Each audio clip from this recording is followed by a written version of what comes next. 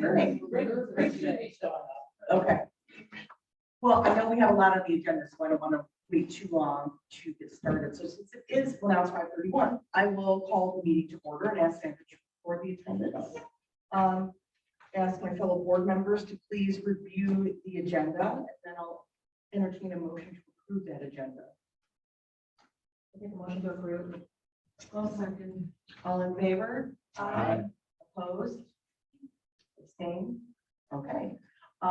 Next, Article 3, approval of the minutes of July 19, 2022, also included in your packet. So if you have not done so already, please review the minutes from last month's board meeting, and then I will approve a motion to approve those. Make a motion to approve. I will second that. All in favor? Aye. Opposed? Abstentions? None? All right, moving right along. Article 4, this is the point of our meeting where we acknowledge visitors and those wishing to speak to any agenda or non-agenda items. So if you're not scheduled to talk, I know that we have a presentation regarding the Kansas Library and a couple other items. If you're here for something that isn't on our agenda, I invite you up to the podium, or if you're on Zoom, raise your hand and we welcome comments at this time. And Steve Kenny is here for, he's got the American Museum connection with Virgil Westdale Park. So you're on the agenda, sir. Yes. So we'll call you up in a little bit, all right? Did we have anyone on Zoom who wished to participate? All right. You never know. Moving on then to Article 5, which is to discuss and consider the Cascade branch of the Kansas Library outdoor space.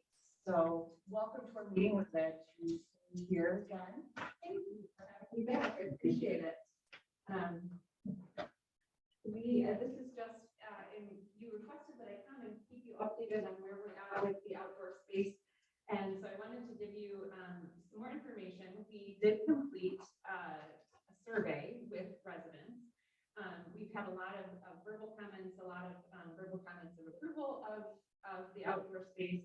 But we had 142 people who completed a survey online for us. And about 90% of those were Cascade residents. Of those residents, 96% were frequent or occasional users of the library. And 93% indicated support for the outdoor space project. They expressed some things that they were particularly interested in. I was a little surprised. One of the big things was the walking paths. They loved the fact that the paths moved around the library and the space. But they were also very interested in the outdoor program space, the picnic area, the perennial gardens, the activity paths, and the pavilion or amphitheater option. We, as a library, somewhat prefer the pavilion option because it gives us some rain options and isn't as bad in terms of parking. Sometimes it's slightly smaller than an amphitheater would be. And it gives opportunity. We know that there are other locations that do concerts and whatnot in a pavilion. It still seems like it's a possible thing. It might be just a little bit more general use than the amphitheater. So we were thrilled with those responses from the community about the space. Just a slight reminder, I know that you received information in your packets again about what the outdoor space is intended to do. We asked Native Edge to create something that was ecologically sustainable and good for the environment. We did provide information to our Parks Department. They were thrilled with the idea and really enjoyed working with Native Edge in other projects as well. And we asked them to give us a place that would utilize the property in a way that people could safely gather, surrounded by the natural beauty of the space. Places that we could have larger events like book clubs or story times, or special events like concerts.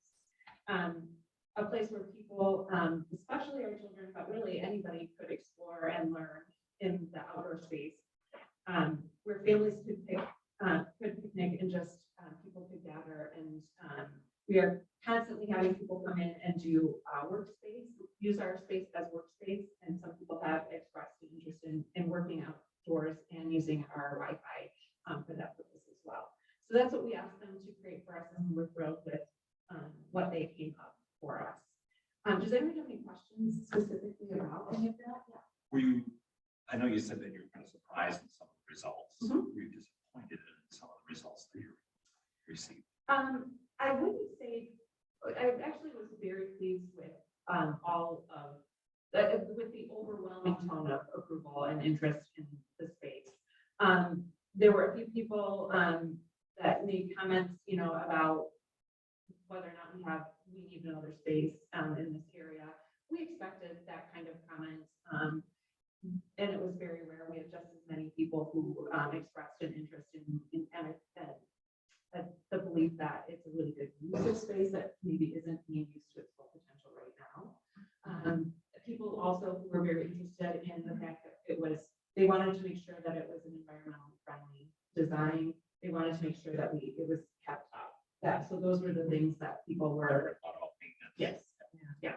So the maintenance piece of it, we're expecting, probably asking to find a donor or apply for a grant of some sort to see if we could have the first 2 years maintained by Native Edge.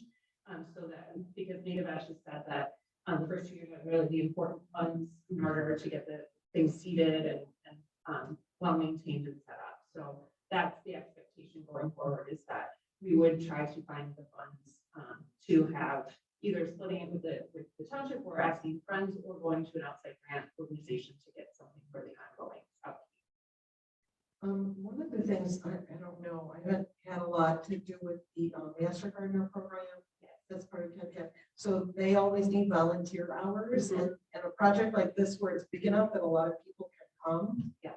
And it would be sustainable for them in terms of being able to come on a regular basis to get I think they need 40 hours a year. So that might be an opportunity to get some help with the maintenance side of it. And then you said Wi-Fi, and I think it's great that people are thinking about coming and working here and outside. I don't know if there's anything in the plan, because you're probably gonna have to put some Wi-Fi boosters to get signal out there. It's just another. I think we would have to figure out where we were placing the tables and whatnot, but people do actually access our Wi-Fi in the parking lot.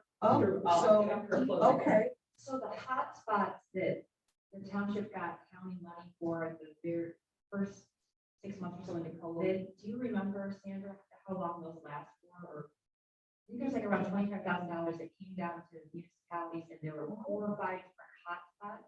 So one of them, I believe, is this parking lot. I don't know if that goes on forever. I'm not sure. Not sure about that. I'll have to find out about it. But we have actually, I'm the second grade in Caledonia, and we have actually boosted the Wi-Fi to allow for more people, for a wider range to access the Wi-Fi after our hours. So we know that there are a lot of people that come in and they just access it in their cars. And I think it's great. Yeah. So yes, No, let's finish. I was just going to general comment, because we've had conversations at this board level since your last presentation, where you talked about the different stages of a potential project. Could you just briefly remind everybody listening about what those stages might be and what they might involve? Sure. So the first stage is actually something that has already been tasked as a project for our friends of the library. It's the area out beyond the sort of circular tower area to the left of the building as you're facing the building. And that would involve a space for outdoor story time, a space for picnicking, and an additional perennial gardens and a fountain, and a water garden that would help to deal with the fact that we don't have good drainage in that space. So that's the first phase that we anticipate being able to do once it's approved by the township fully right away. As soon as we get the okay, we want to move forward on that. There's a secondary phase which goes out beyond the major tree line out here, and that would be it would add paths, walking paths around beyond that area, and that beyond the tree line, and most of this area involves more plantings. We wanted to make sure that we didn't have a space where kids were like running out into the streets. We we considered a fence, and Native Edge came up with a wonderful design, planting more shrubs and bushes and trees to prevent that, and also not have to deal with having a fence in that area. It would involve, if we went with the pavilion design, it would involve the pavilion, some additional perennial gardens, and then 2 other green spaces that we could set up chairs or other events on if we wanted to do that, if we wanted to do concerts or that kind of thing. But it would also be available if we wanted to do outdoor programs. We had scheduled an outdoor program, but there was rain or inclement weather. So that's the secondary phase. There's a 3rd and a 4th phase. Those involve the native grasses. So the 3rd phase would involve extending all of the walkways all the way around the building, and then planting the native grasses down over the retaining, the basin, the water retaining basin. And then there's a 4th phase that if we wanted to do, this is still a little bit up in the air, depending on how we wanted to handle the 4th of July, because once you cut the native grasses, you suddenly have lost some space for 4th of July events. So that one is a little bit up in the air. But phase 3 would be extending out the walking paths and then doing the native grasses over the retention area. So, thank you. And there is some benefit, obviously, to doing some of those things in conjunction with one another. So I wanted to bring this back to you, and also just to see if this is a project that the DDA would want to participate in, if you're interested in financially participating in the project going forward. Great. Thank you very much. Any other questions? One question I have is, when is the survey considered significant? Because 140, 50 people responded, and it's 0.7% of the population. And I'm not disputing that. I'm just asking a general question for this committee or board. So as we go forward, I don't know. I don't know either. I suspect that's a McKenna question. And I know that the question of community gathering space was covered in the broader survey Sure. that they did. So when the strategic plan is finalized, I understand it may not be yet, or is it? It's not quite finalized. So like, that's certainly information that can get Okay. pushed through to us when that is finalized. So that would be the point in which we would, evaluate what the DDA's role would be in pushing that forward. I think that the DDA's been interested in the past in supporting that, but to talk more concretely, we have to take a look at that and our budget and all the other things. And the board just had a strategic planning, a workshop on last Thursday.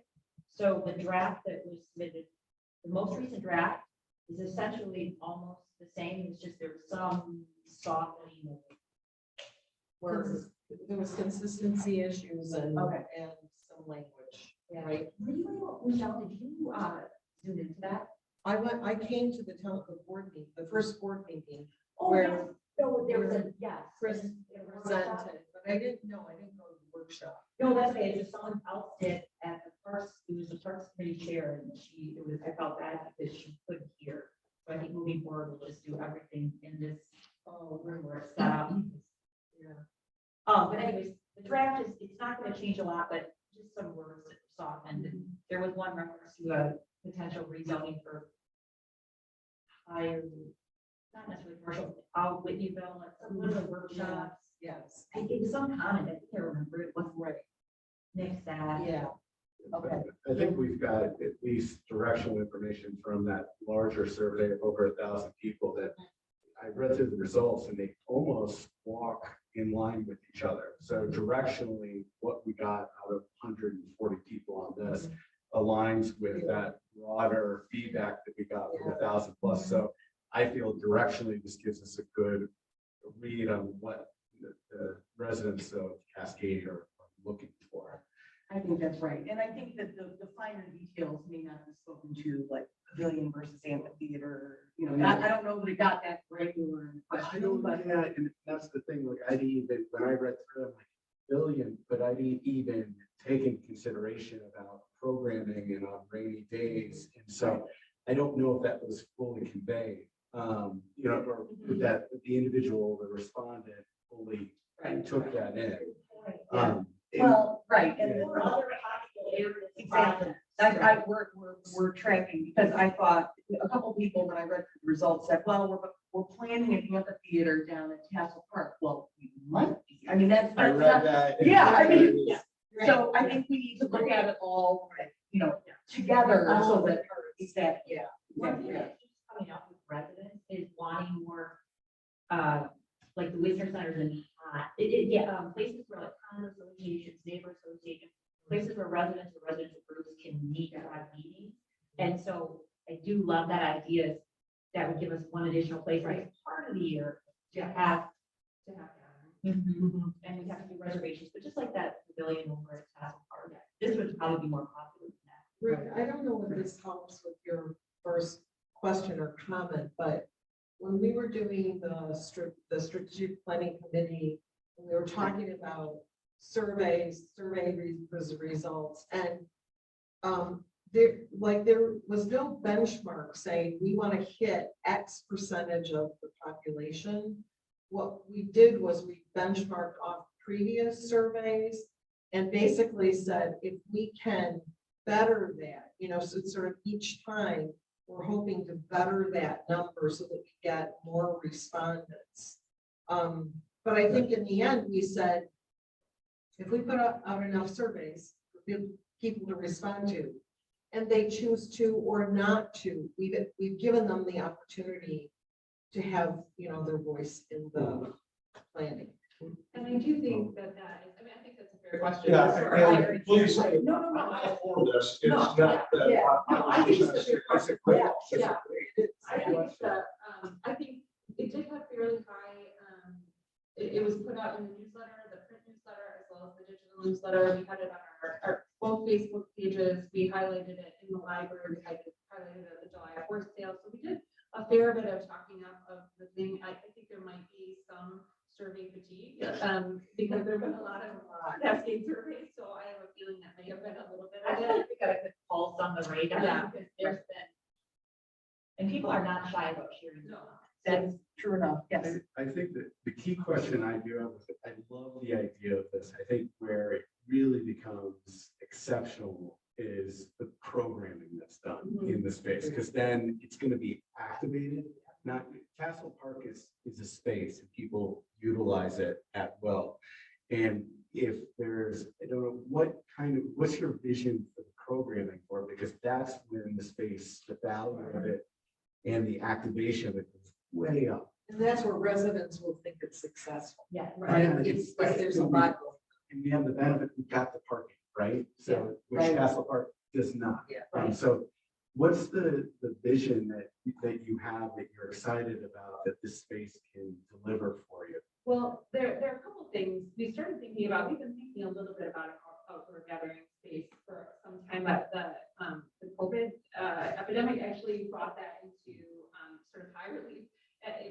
It had a lot of families, and still families, who really would love to participate fully in what we have in the library, but are concerned about illness and whatnot, especially people who have maybe higher risk or in higher risk groups. So we really began to think about that a little bit more, but then it's such a beautiful space that we really anticipate our having, if the weather allows, having our story times out in the space, having our large events out in the pavilion. So this summer, for instance, we had a number of events that had well over 200 people. We do them here in the Wisner, and this is a great space for us, but if weather would allow for us to actually be outside, it makes for a wonderful space for gathering, and having the pavilion does allow for some of that, the sun not to be as big of an issue. So we anticipate a lot of our summer spaces being that way. We're working on doing some, making our programming a little bit more dependable. So we're doing a 10 o'clock thing for young kids and an 11 o'clock thing for seniors, and like a 4 o'clock thing for student-aged people. And we're anticipating that an outdoor space just opens up so much more of what we can do, especially with school-aged kids and teens, because it can be so much more physical. And we've done some additional research on the benefits of being outdoors for a learning environment, and it's a no-brainer to bring people out also anticipate having some passive programming out there. So inside the library right now, we have scavenger hunts and we have additional things like passive. We expect to have the design calls for some natural openings in the tree areas so that kids could come and use the sticks to create some sort of natural sculpture or that kind of thing. So we anticipate having something out there all the time for kids to do if they want to participate. But also, if the weather allows, doing a lot of our programming outdoors, at least during the sort of summer, fall season. Is it possible to combine the two ideas? Have a pavilion, but have a small seating area like for an amphitheater? You know, modify your pavilion so there's not posts necessarily in the front, so you could have a program, and then you have some seating. You're kind of combining the two places together. I'm just throwing out that idea. Yeah, I'd have to talk to the architect a little bit about what that would look like. Because honestly, I don't know the answer to that. Right Sure. now. Oh, I'm sorry. go ahead. As I watch my teenage children now, and there is this new thing, I know it's not new, but hammocking. Right. Yeah. So, as you were talking about, the programming of kids, so I could just, see that opportunity with the trees that may be left or whatever. Yeah. For There you are- to even rent hammocks, Sure. and they could go and grab a book Yeah. and lay out there in a hammock, and have, a peaceful, quiet area to. We do have people who actually bring their hammocks and do it in some of the existing tree spaces, so I could see us extending it. We also have some like bird watching backpacks that we have that I think we're working on. I think there are like 42 different types of birds. We have a birder on our staff, and so we're working on trying to have something for people who want to actually look for what we have in wildlife, because there's a lot of wildlife in this area. So yeah, I think that's a really good. Is it possible to even have some activities going on out there in the non-nice summer, Yeah, I would winter think months thinking as the well? same. Yeah. Because we've talked about that with other things in terms of the downtown village area and, some programming that could be wintertime or holiday or something. Yeah, I would. We have Yeah, people, that's great. we have maple trees out there for happiness of Saturday.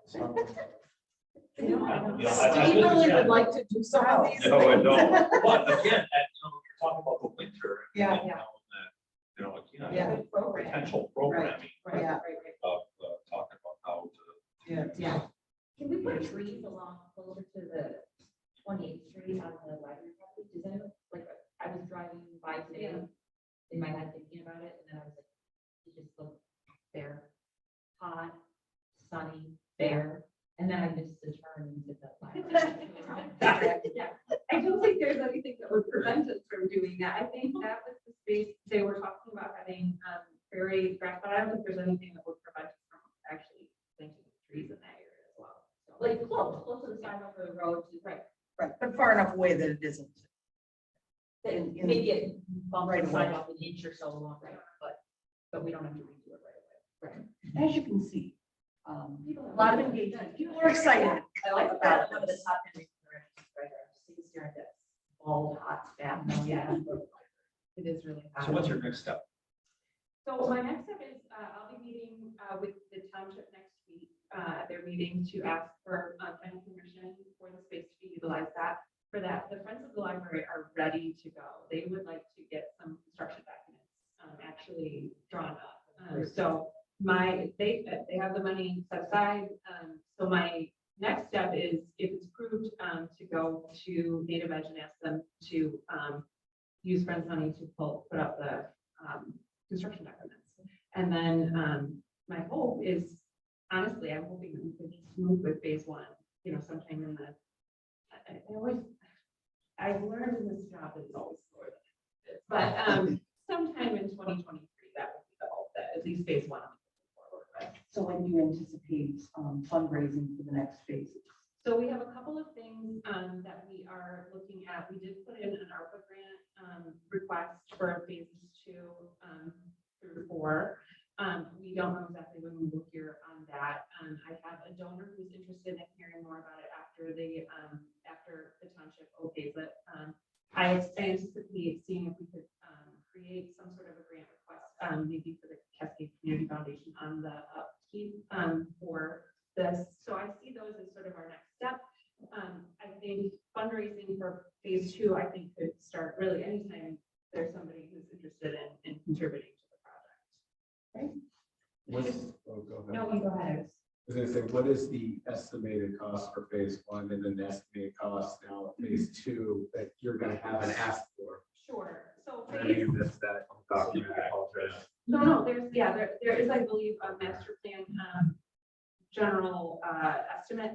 The phase 1 is $201,217.61. That's, like I said, that is going to be underwritten by the Friends of the Cascade Library. And then phase 2 is $209,681.90. The final phases, if we move forward on those, are close to about 100,000. And that's for the pavilion. Wait, well, if I would include the amphitheater was slightly more, and especially if there was a decision to add like a bathroom, something like that. Some people did ask for bathrooms, some people don't want, it's up to. But the bathrooms themselves are an additional cost. It would be an additional time more. It's $100,000 to put in the bathrooms. Right now, in the library, back to the access with library being closed. It's not accessible when the library is closed. Okay, so you can't have. Any other questions? What is it, 510 minus 201 approximately, is that right? What, Yeah, 509? Yeah, 509 minus 201.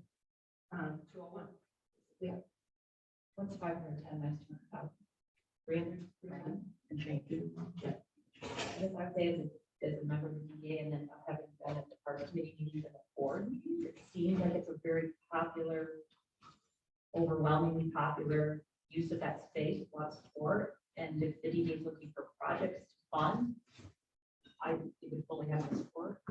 But That's great. Well, let's, one step at a time. Let's have the township approve it, and then we can add it to the agenda for more specific consideration after we, yeah, exactly. Okay. Thank you so much. Thank You're you. welcome. Thank you so much. very much, thank you. Also, thank you for extra prize, and everyone's thrilled with the little ticket they get for summer reading. So I just wanted to publicly thank you for that. That was It's amazing. fun to see the kids come in and my daughter even redeemed her. Reading program. She's disappointed the team didn't put it in the bag for her, but she's worked through that. Yeah.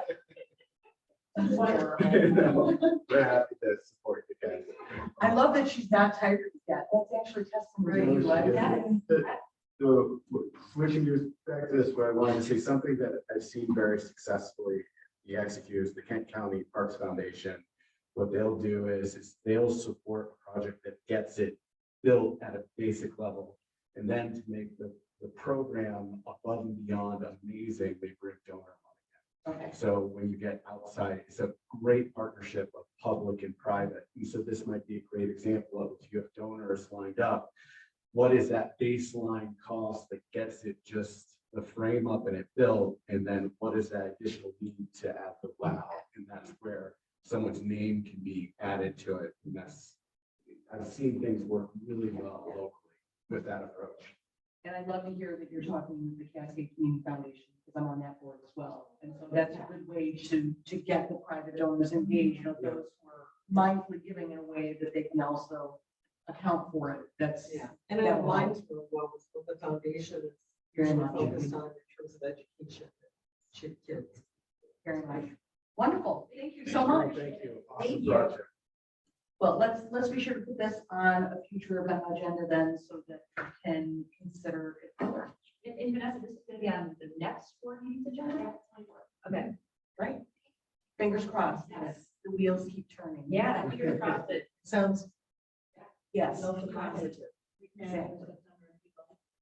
Yeah, let's do that. Thank you. All right, that brings us then to Article 6, which is to discuss and consider the McKenna proposals. And if you see in your packet, you may recall from our last board meeting, we had asked Chris to put together a couple different proposals. One, to help the DDA with its own strategic planning efforts for our board to help us execute the broader township strategic plan. And the other one was more specific to the transportation committee. So Sandra, do you have remarks on this? You pretty much said it. So, the downtown strategic plan would obviously build off the township strategic plan. And it would look at various areas that the DDA would assist with refining those visions, and creating redevelopment plans for those areas. And then the transportation committee is, as you know, beginning the process of researching and reviewing all transportation, public transportation available to businesses. And so they did ask to provide a proposal to assist with that process. And Chris is actually on Zoom, so we can hear him, hopefully. I don't know, I can put the microphone up to the computer. We're having some technical difficulties, but maybe we could call him also. So you want to try it really quick? Yeah. Okay. The two proposals are in your packet, obviously, but hopefully we can hear from Chris.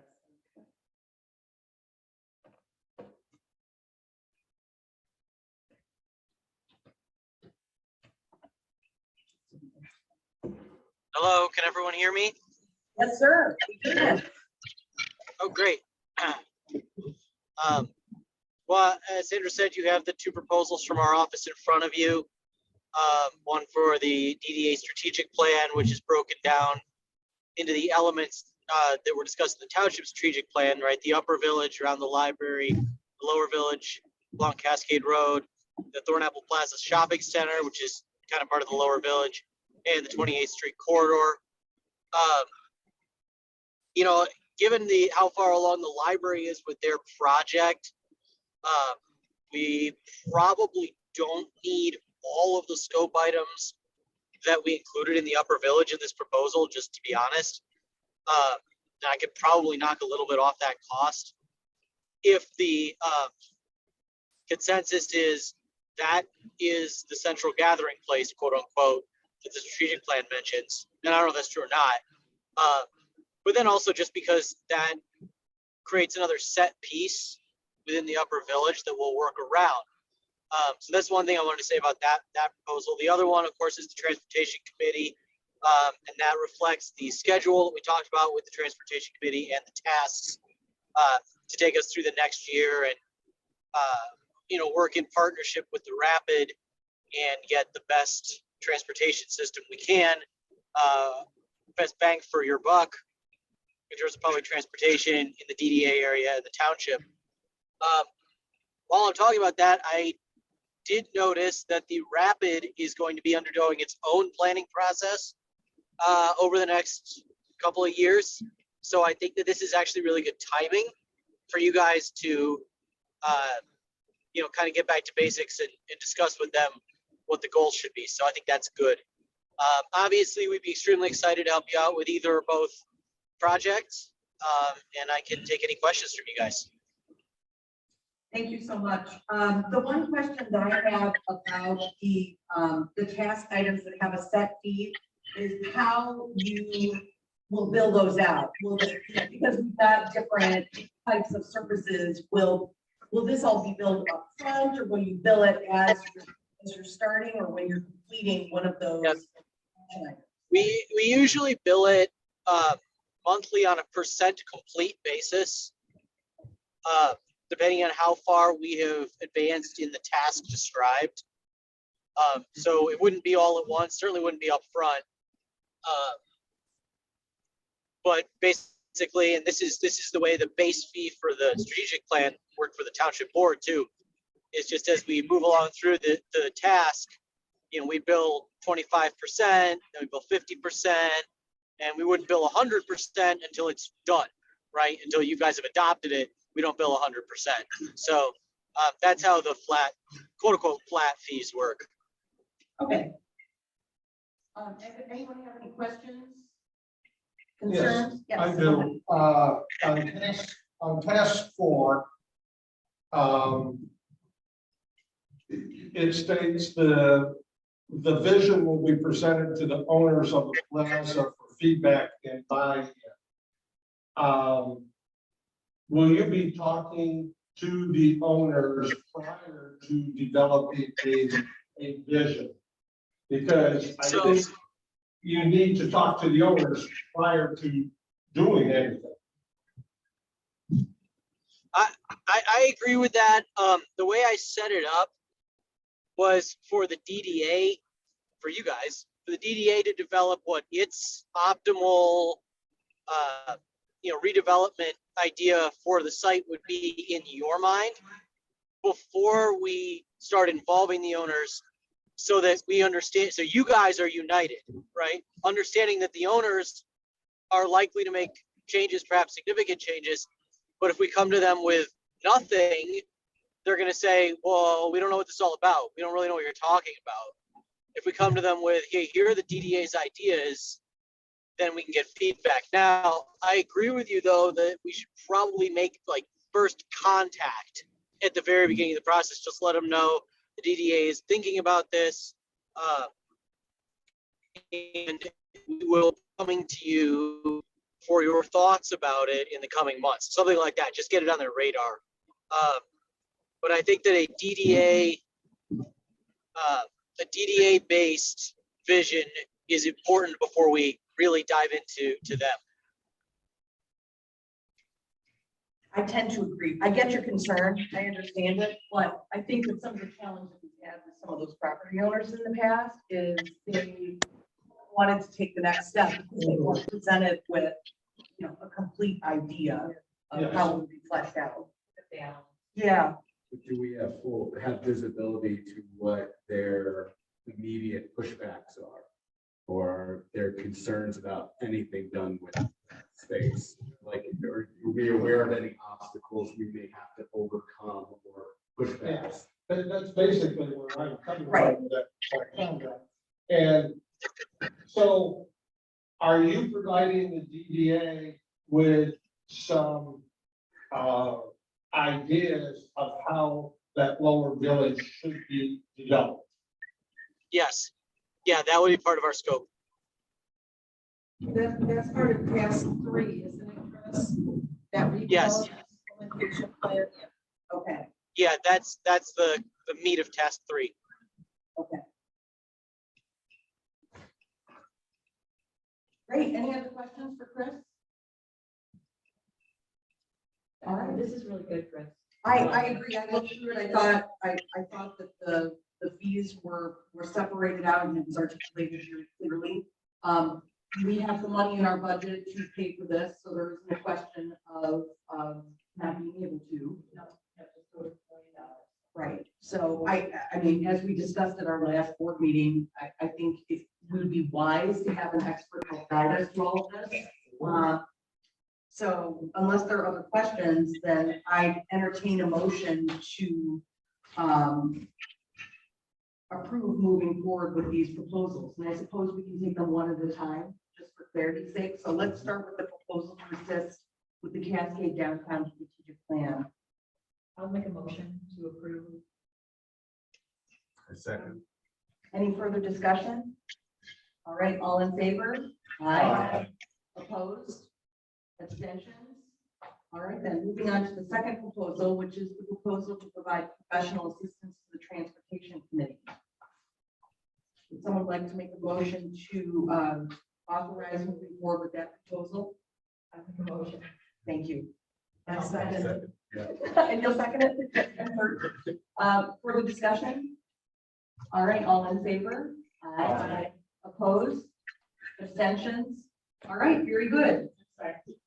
Great, thank you, folks. We're excited to get started. Be in touch with Sandra, I guess, on the logistics of getting started. And we even have the data for the rapid for task 1 for the Transportation Committee. Thank you to Sandra for pulling that together. So we'll get running on that immediately. Perfect. Thank you so much, Chris. Thanks, Chris. Talk to you Thanks, soon. everyone. Thank you. So Grace made the initial motion on both, and Scott seconded the first motion, and I think that Michelle seconded the second. We had several, so. I tried to hedge out Michelle. so That's, it's it was a battle. for the record. I feel good for, equality. Exactly. Sharpen your elbows. Any other comments or questions about the McKenna proposals? I think this is really going to be helpful to us. So I think we're elevating how we're engaging on these projects. I really do. And that's what I was gonna say, Yeah. that, at first, listening to what Rick was talking about with the plaza, at my first glance was, why, to a certain degree, why are we gonna fund a conceptual plan for them to, that's what they should be doing, but to that point, if I don't see what could be there, I'm never gonna do it. exactly right. And if we can assist with creating an environment and creating a community that is up to date and is going to be able to attract other businesses. Again, we go back to what is the purpose of the TDA, and if we're able to get additional businesses out here to grow, then yeah, it could be a great investment. And Look at it as an ultimately, investment. hopefully they see that it's a benefit to them. Right. That's the whole thing. Here's the big picture. Here's the carrots that are lined up that we think will help every. That's definitely the goal. So for a perfect example, you take a look at the old Eastbrook Mall. Yeah. We ever Wow. envision to a certain degree that, it would turn into something like that. I'm not saying it's highly successful. I see it just sold again, but Yeah. still, it's much better than It what it was. was. It's busy, I'll tell you. Every time I end up in Yes. that parking lot, I end up, Yeah. shaking my fist with his head. If you get Chick-fil-A anywhere near your. That's- yeah. Which we are, some, Yeah. yeah. So we're gonna make that the gathering place now. The Chick-fil-A? Yeah.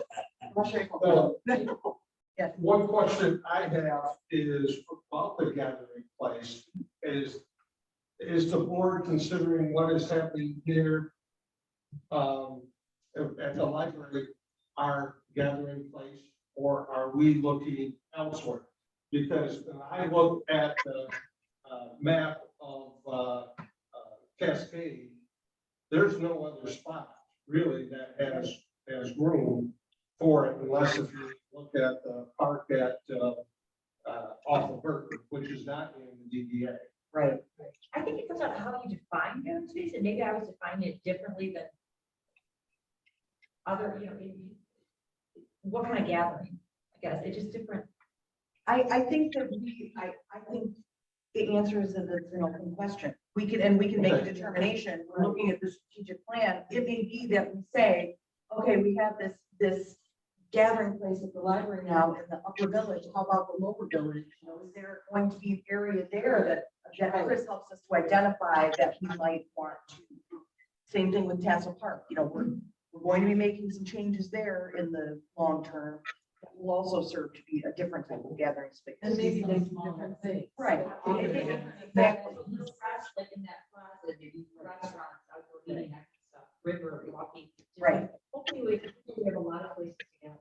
Exactly. But I think we've created very defined bookends for what we're trying to accomplish. If you look at Tassel Park and what Tuffy's is at, when you look at what's going on here, now you've got your bookends, and then now we're visualizing what the middle might look like. You have to activate that Tuffy's Tassel Park area with a defined purpose that's unique and engaging, that's different than this, but I think there's the context of a great vision coming together, because they use big hand gestures. You make it bigger. Yeah. I'll drive this one home. And well done too, because we're now, Article 7 is next, which is the strategic plan update. And all of this is because we have the strategic plan coming. We kind of got a little bit of update before, but I wanted to be sure that so TBD, you anticipate that at the board meeting I'm on, just making the edits, and I Okay. can't remember if it's on the next board meeting or if we want a little bit more time, but it's essentially. it's nearing the finish line? Yeah, the next board meeting is next week, right? Yeah, and I don't know if it's gonna be on the meeting. It's agreed upon edits, but yeah, if it's not the next meeting. it'll be fine. Sandra, do you know if that's on the agenda for the next board meeting? Grace, was there much participation in the workshop? Were you there? Oh, you mean last Thursday? Yeah. Yeah, it was a board workshop, because there was no, Oh, there were same. 4 public members. It was because this whole thing's been going on for a really long time, right? But then you bring up the people who are actually elected, and they want an opportunity, you know, and they have had that, but they just, Yeah, they they want felt like they needed mirror more. that, or they So- wanted to feel included also. Okay, so it's just the board. See, I wasn't sure if that was Yes. open to the Oh, public. no, with a board. Because I noticed Board that that was you at guys the saw. township hall, or Yes. then I'm like, But that's we're weird. trustees. Why is it And- there? And Yeah. so we will never get, hold, even if, like in the past, I think they used to do that a lot because it was not anticipated that it would be very public, but that's different. Public funds need to be discussed and decided how to spend in public. So we're just, I'm gonna tell them, we can't do it at the township hall anymore, even if not a lot of people show up. We discuss, because, we had a couple people, with 4 people showed up in person, 4 residents, which was nice. And then we had a couple people, remotely, but they couldn't hear. Oh, no. So Because they- because of the technology. they couldn't Yeah. do it. I wouldn't say. Yeah, the setup.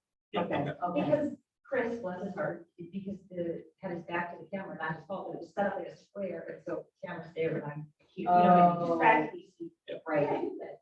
Yeah, Could do it here. sure. Okay, So, yeah, it was a board workshop where,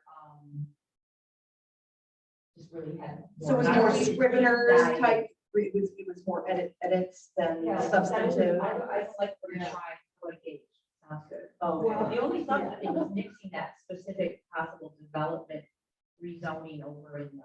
I think that was just a strange. Yeah, Right, well, that's outside the EDA, so we can. right. Yeah, but mentally, sorry, so like four. Yeah. I think it was actually helpful because it really was looking at to make sure there was consistencies throughout the entire plan. Mhm. Where there were some things that were, maybe there was just a language change, but you know, that's what confuses people. So it just was for clarity's sake, and I think it was a good process to, is sort of the last eyes on the. Yeah, and I wasn't here for any of the prior strategic plan, but based on what I've been told, it was more like, let's look at what we've done in the past and kind of make sure that's still the plan. And so this one took a long time, it was more in depth, Yes, ready to be done. But having said that, I feel like we are all on the same it's page, good. Yeah. including the board. Onward, yes. Onward. Anything else to report with the strategic plan? We'll have that on our next agenda then, since I'm assuming by September, it'll be Yes, but will you finalized. confirm, because I think it should be, it's just that we're already. Yeah, just if you don't mind confirming that the county will have already brought that to the board. I would think. And if it hasn't, then we won't have. September. We'll just have another update. Well, then- Exactly. Great. Yeah, hopefully. All right, moving on then to Article 8, which is discussion and consideration of the Virgil Westdale trip. So 8, this is 8, yes, 8 and 9 may kind of bleed into each other, so, you know, bear with me a little bit, but, so this item is a follow-up item from previous meetings, and it's regarding the request from the American Legion Post, as well as Cascade Christian Church. And as Supervisor Les Friends explained that the Legion would like to rename the Museum Gardens Park in honor of Virgil Westdale. And so I will let Supervisor Les Friends kind of give an update on your conversations with the Legion. And then really quick, we did speak with, we talked at the last meeting also about looking to see if perhaps the flagpoles at Station 1 would be available, and it sounds like those are available. We'd like to relocate those down at the Museum Gardens Park.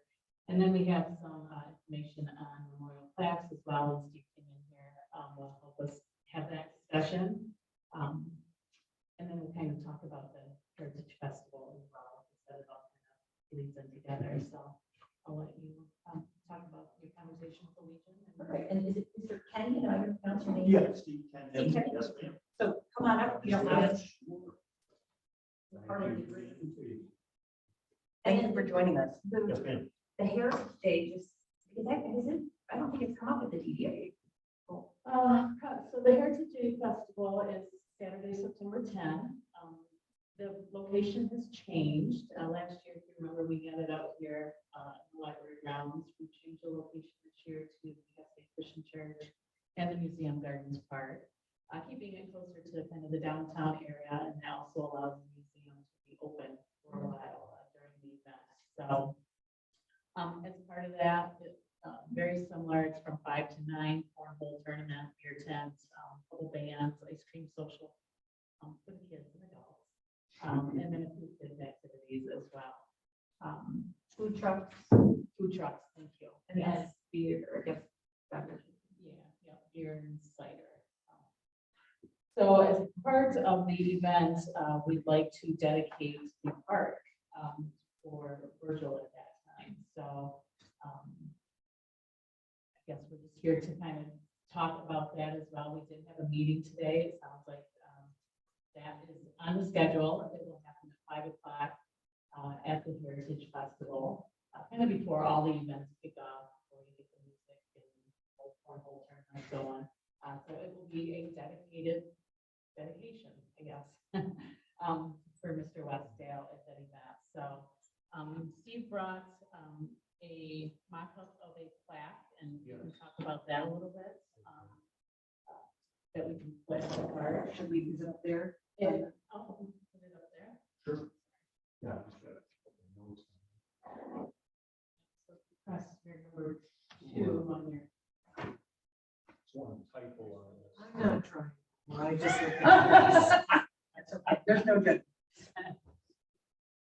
So, hope you- Oh, the button on the right. I'm just gonna stare at that. Underneath. Underneath, sorry. Yes, there's a There. Right. box. Yep. Should. There you go. Oh, back. Yeah. Oh, okay, excuse me.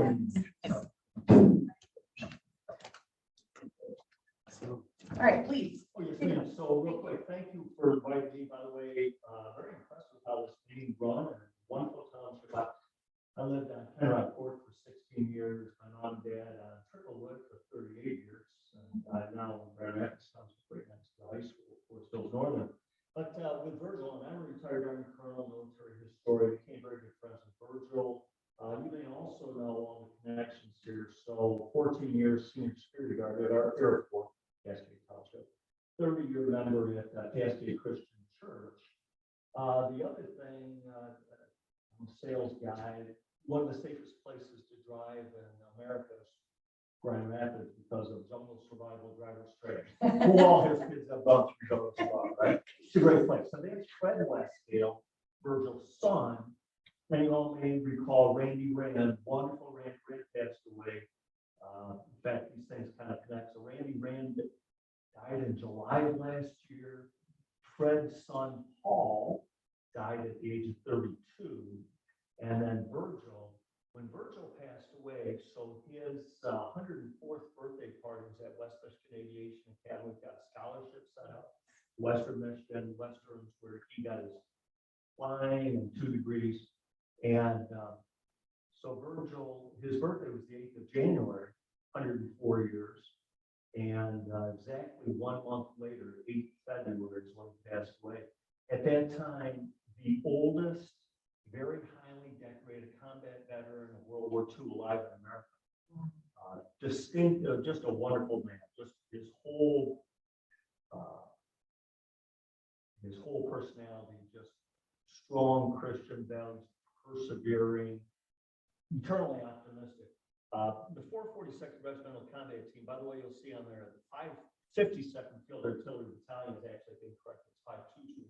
They're doing that. So Virgil was an aviator, World War II combat veteran. The 442nd was a segregated unit made up of American second generation Japanese descent. Me is 2 in Japanese state generation.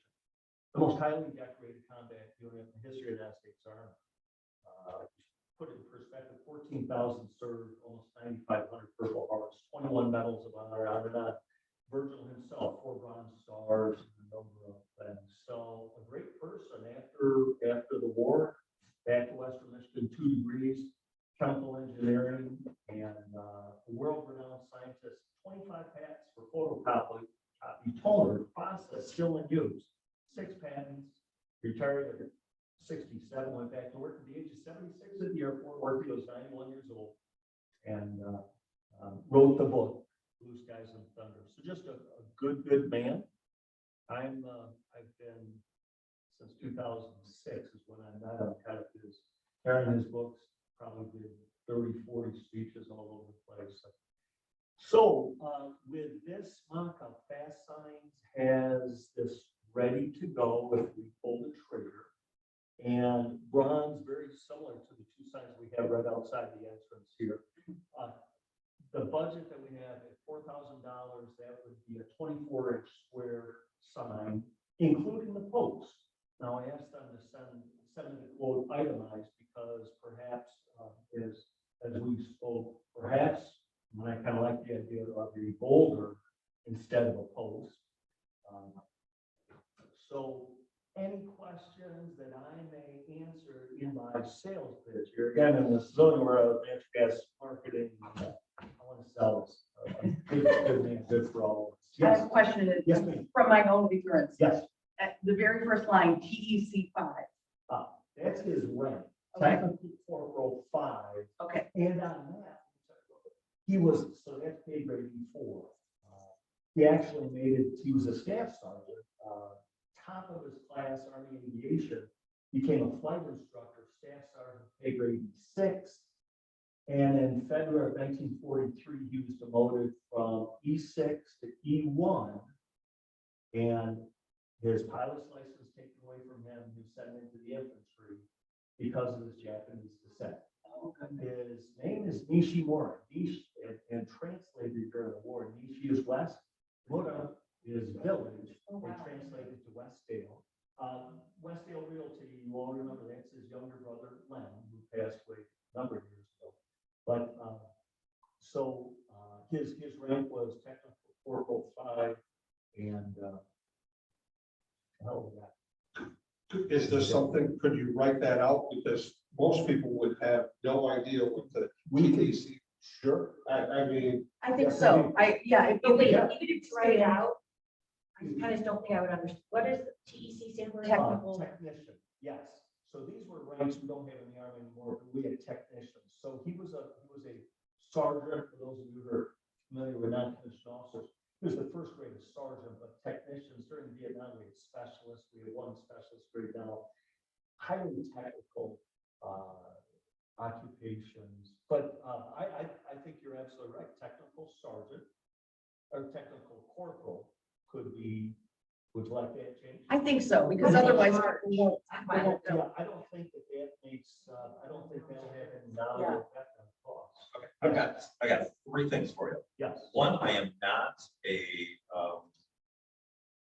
English major, but is inventor, should I be inventor, T-O-R, not T-E-R? Yes. You're absolutely right. Right.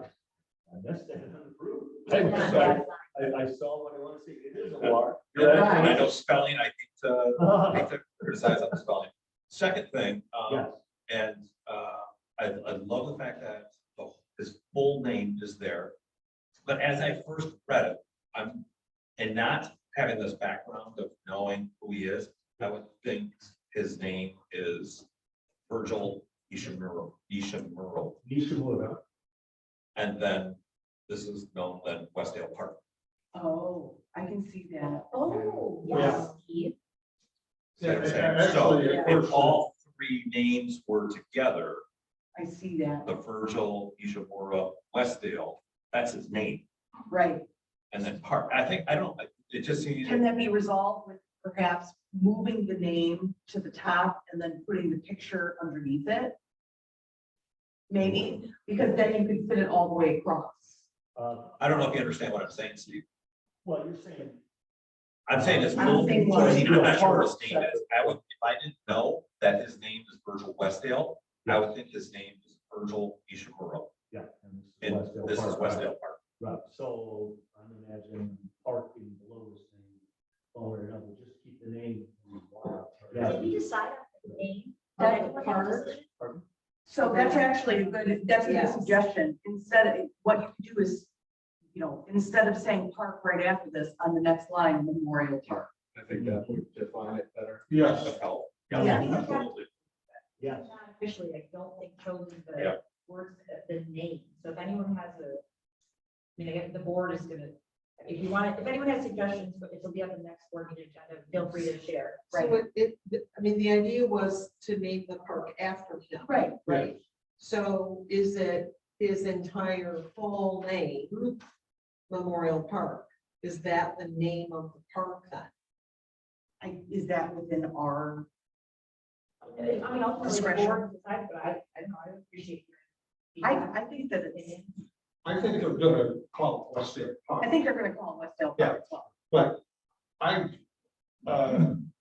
do agree that put his name all on one line, maybe up into the top. I'm not a designer. And then his rank, and then Memorial Park, the whole space. Yes. Book Memorial Park. Perfect. So Now, like less tassel. Right, and I mean, people call it Cascade. So this, I think that it's Eventually appropriate, people- yeah, exactly. I think it's appropriate to have his full name and call it, the name Memorial Park. And then it will become known colloquially as Westdale. and Because the Westdale name for anybody that's been around. Yeah, right. Westdale. And the only other thing that I might consider adding to this, maybe this is something we're gonna bring up, are his dates of birth and death as well, and his memorial too. How many people live to 100? Not many, People live to right? 104. Yeah, The number, you make the math, I'm fine with either. well, I think, it's the date of the, I think we make. Well, you know, You know, on that, I suggest we actually, if you're in agreement, that we show that. Because I'm a military, I've taught military history. And I'll be speaking at several Veterans Day events this year, but this will be the first year in America's history that we are celebrating or we're recognizing Veterans Day without Virgil Westdale. At the 11th hour of the 11th day of the 11th month in 1818, the armistice ending the Great War, the war to end all wars. It was not, but Virgil was 11 months old. He was a witness to World War I. So and again, that's why I suggested having his autobiography in there for people to get interested. I want to read about this good person. But when somebody sees, my goodness, they look at, he was born during World War I, and then they do the quick subtraction. And they say he lived over 100 years, 104 years in exactly 1 month. right.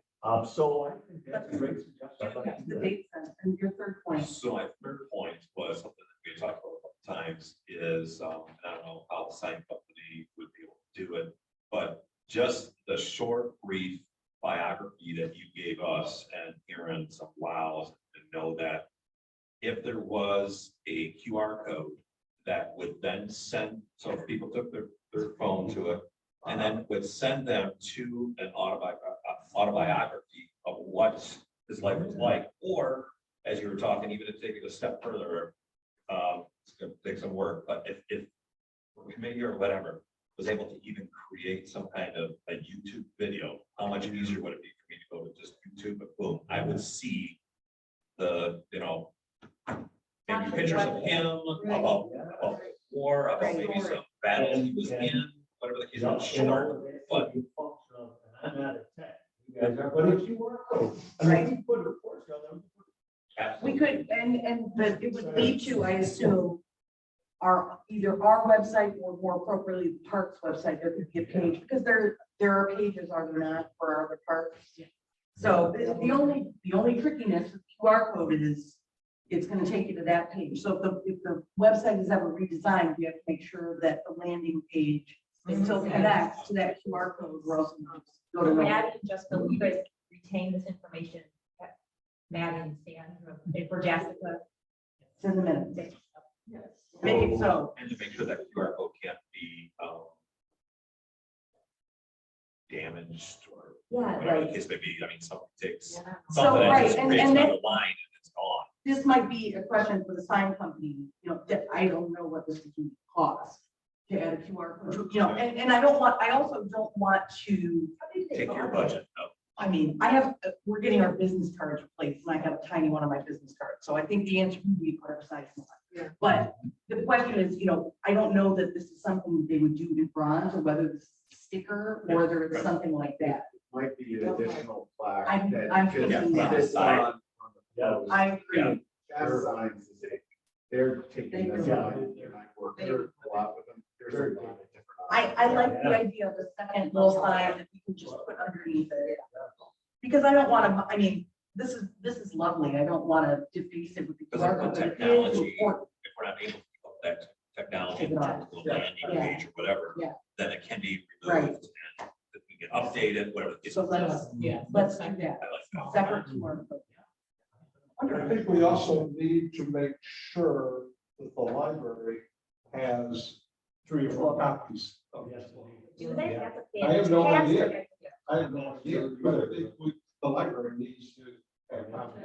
And, yeah, I really like Steve's idea of, the QR code, because Yeah. that's gonna resonate with the younger people. Yeah. particularly. But that technology, they're gonna see the QR code, it's like, wow, what's going on here? Right. And So liberated a sub camp at Dachau, correct? Well, yes, ma'am. As a matter of fact, Colonel Leon Bloom, 98 years old, was at my house yesterday. He and Virgil became very good friends. He was at my house for dinner last night, so the quick story there, and I can talk the story, but anyways. Paths crossed 3 times. April 1944, Virgil and 442nd Regimental Combat Team leave for Italy. April 1944, Virgil or Leon Bloom, Transylvania Romanian Jew, 11 members of his family loaded into cattle trains, cattle cars, and shipped to Auschwitz. So 8 of his family members were gassed, 3 survived. Leon, and the odds, and I've done a lot of research and writing on this, but anyway, so Leon, 99% of his contemporaries died. He was a Nazi slave at Dachau for a whole year. He was liberated. Virgil, and this gets into the technicalities, how we measure you. Make a long story short, Virgil was there with scouts of the 522nd, the Dachau system. Dachau had 14 major sub camps. And so they, pardon?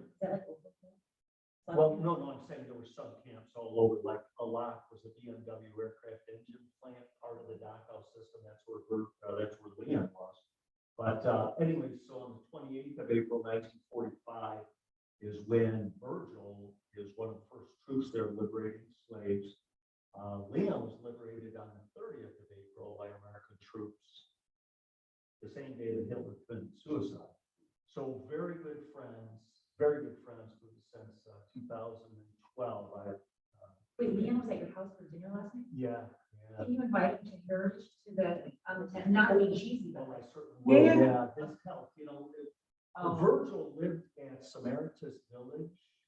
right. And the other wonderful person, so we had, and so I put together, we had 100 birthday parties, 100 and 102 at the Gerald F. Ford Public or Presidential Museum. So we have liberator of Dachau, liberated slave, who then went on to serve 30 years in the United States Army as a dentist, Leon. The other person, you all may know about Diet Eman, E-M-A-N. Diet was a Dutch resistance fighter who also was sent at the end of the war, was sent to concentration camp, and she survived by 2 weeks. So we have a Dutch resistance fighter saving Jews. We have a Jew who was liberated. I mean, I get emotional, and Leon, and then Virgil. So right here, so Dee and Virgil lived at Samaritas. Leon lives right over by Romance Gardens, right out of Michigan, off Michigan. So these 3 quiet, wonderful Americans who are heroes, right? I mean, we want our kids to aspire to what they are, not professional basketball players. No offense. Yeah, we think they So- are, we all think we are must stay at our house. It's right. Yeah. This is so They're nice. good people. One other thing, and speaking of so on this QR code, there was another PBS documentary done on Virgil. The second person you all may read, Ralph Helmstein, from all of this, it's Colonel Ralph Helmstein, who was General Eisenhower's chief of intelligence, the Enigma project, the breaking of the German code. The Monuments Men, if you saw the movie, that was Colonel Helmstein's men, that repatriated all of that looted art and so forth. So this film, called The Salute to Honor, if you might want to write it down, you can Google it up. Ralph Township, Kent County looked at all the wonderful veterans, and so many, they all deserve this story. They picked Virgil, they picked Colonel Houndstein. The other wonderful person, Coast Guardsman, Tony G. Nunzio. Colonel Houndstein died 3 years ago at the age of 101. Tony died last year at the age of 97. Virgil this last February at 104. Tony G. Nunzio, real quickly there, he was drafted by the Chicago Cubs to play baseball. He lived on Iron Mountain, was a great baseball player. He was on his way to the Cubs and he decided he had to enlist instead. And then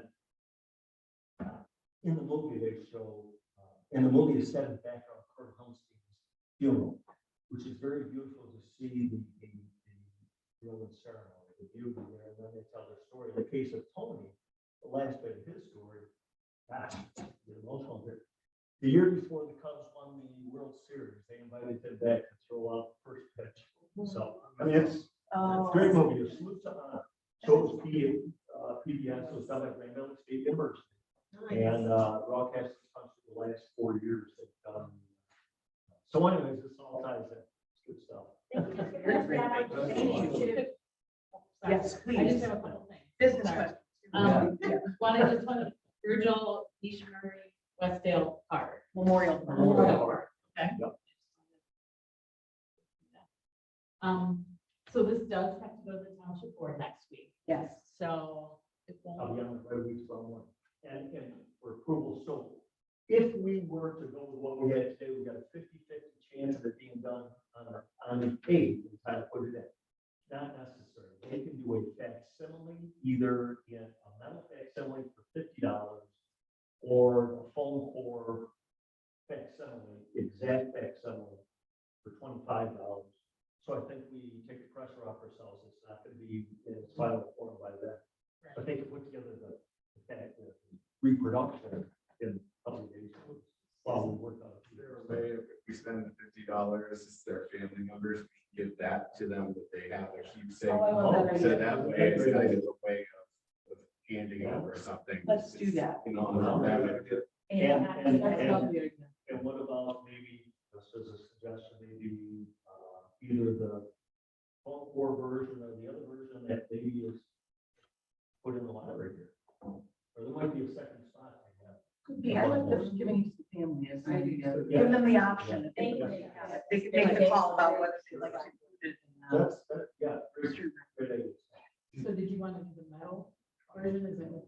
I think so. I think so. The metal version is more permanent and the QR code, Yeah, separate. separate. So we're talking about, probably more like a $5,000, maybe more So- for the QR code. We need to decide against a base, right? Right. So certainly the post, which was included in that $4,000 price. I did talk to Scott at October Nursery. He thought he could do a boulder, and then they kind of dig it out, if you will, and put the plaque in there. He thought the boulder and the installation of the plaque for around $1,000, $850. Okay. So you just need to decide what you prefer.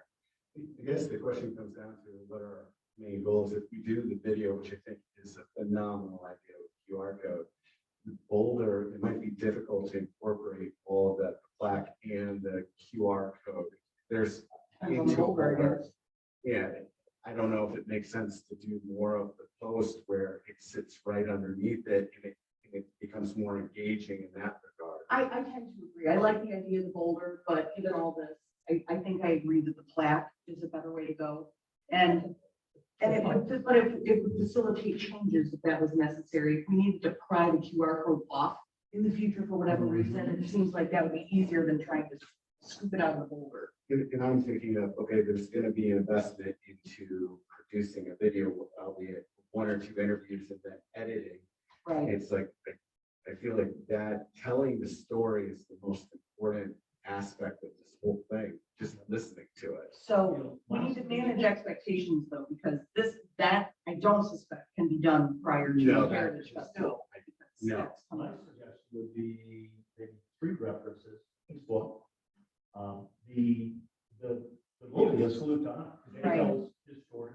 And then the 442nd Regimental Combat Team, which Craig and his wife are going to France in October on a trip to go over the battles. But nevertheless, the 442nd Regimental Combat Team, I can send you their website, but they have specifically, it's a beautiful one-page autobiography.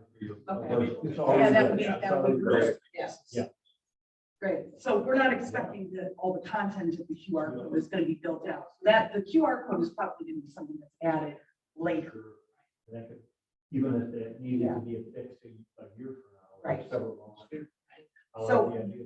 What we need to do as a DDA is to approve that. I assume that we cover the cost of this. So we need to approve that without knowing the exact cost. I think that, we can probably approve an up to, do we want to say up to 7,500? Do you think that would be enough to cover? I mean, you may have to come back if the QR code ends up being something that's more complicated, but that will at least get us through to get ready for Heritage Day. Yes. If you guys have, like, do we as a DDA want to decide whether they do the platform or the boulder, or do we want to put enough money in there that the American Legion guys can decide? I don't feel strongly about it either way, really. As long as if everything works well Right. together Yeah. and we're able to incorporate the QR code Yeah. when it's ready. Right. That's the key, and then future changes that might happen to the QR code as technology and life evolves. And we'll get our website.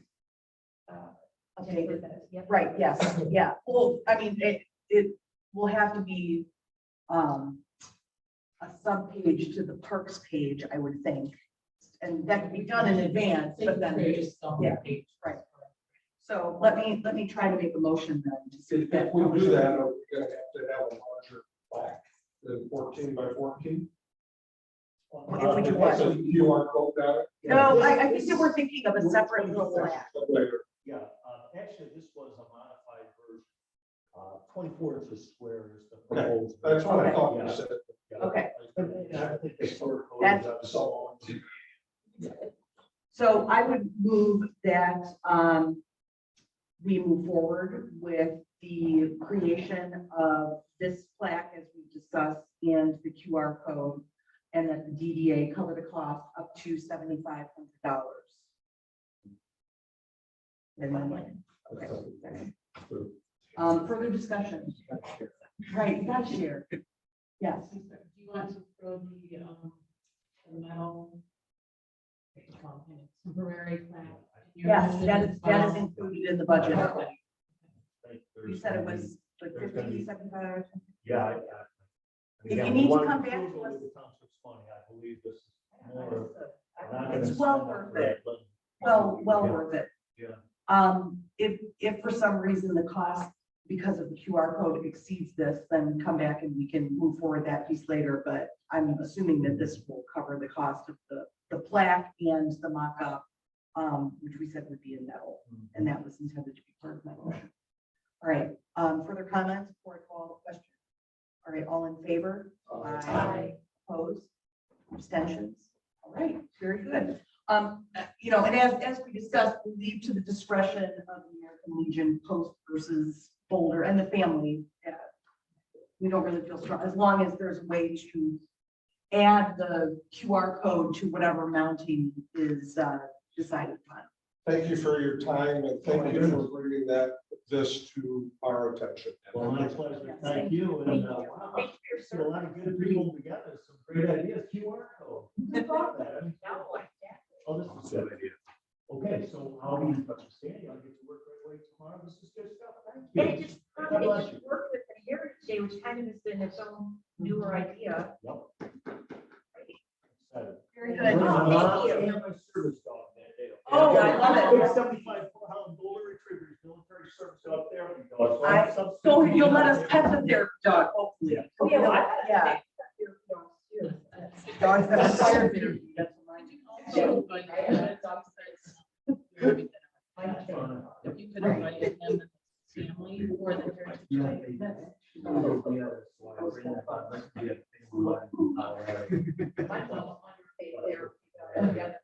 Yours are like Okay. therapy bears. Thank you. everybody. Thank you. Thank you. All right, then moving on to Article 9, which is, yes, Sandra, sorry about that. Go ahead. For the Heritage Day Yeah. sponsorship. Just one, right, Yeah. yeah, just one more thing on that, sorry, not to forget about that. No, you're good.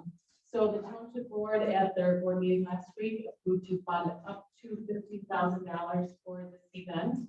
And there was discussion at that meeting about whether the DDA would like to participate in the funding, being a sponsor or a partner in the event. So we did have a meeting today. There was kind of a budget put together. It certainly sounds like, and correct me if I'm wrong, Grace, but it sounds like 15,000 will cover the event, but there was still a question on whether the DBA would like to be a sponsor or a partner. And then the board kind of just said, don't worry, we've got it at the Wednesday meeting, so you guys, I think, we put it on because it was, this makes sense, it's Right. a public discussion, but I think it's covered, and I think the DDA doing the We're covering the memorial. Memorial. Okay. Unless there's something that happens where they feel like they've fallen short, then There let's. enough money in the marketing budget for it to get the word out? Yes. Are we feeling really good about that piece? Yeah, I think so, the good thing that I just saw something. did you? On social media. Yeah. People stuff is really wow. They've got a banner that'll go over the Fourth of July banner from the library. And then the paper newsletter, does anyone read that? I enjoy it. I do read it. I mean, I see the social media more. Wait, I do too. I do every time. I think we should proudly say that. We're talking about the Cascade Conventions, right? Or you mean the? That's what I'm. That's what That's I what do. I'm That's what I talking do, about. yeah. I don't read the Grand Rapids Press, so it's like hard copy. It worked out well because it's gonna come hopefully in mailboxes on September 29. Heritage Day. August. Right. It worked out great, it's from August. Yeah. And then, Okay, right, good. for Heritage Day, and that will be. Okay. Friday. So, who's running or who's responsible for the beer?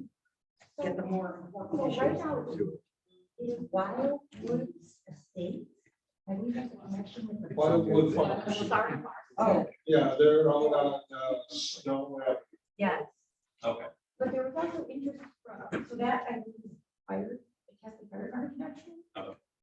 But then Thornapple. Give you their beverages through Thorn Apple Brew. Do we know? Well, they were gonna get involved, so.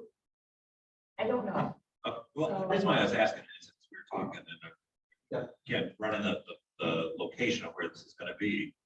I'd hate to be purchasing our beer from somebody out when Rishi's International is right right, there. Or Thorn Apple Brewery is right Right. here within the community. Thornapple Brewery does not have a license to sell off of the. Entirely Okay. possible. That could And be. Wildwood Farms, actually, my high school reunion, they're supplying the alcohol. So, Okay. and Michelle Ball, so. And they make their own or something. But I think they might, so this is, I think that the more, if you guys were, this would be a good topic for the DEA, right? Well, at least as far as potential sponsorship or engagement, the Heritage Day really was new, and it was, last year was the first year, so that's an excellent question, and I,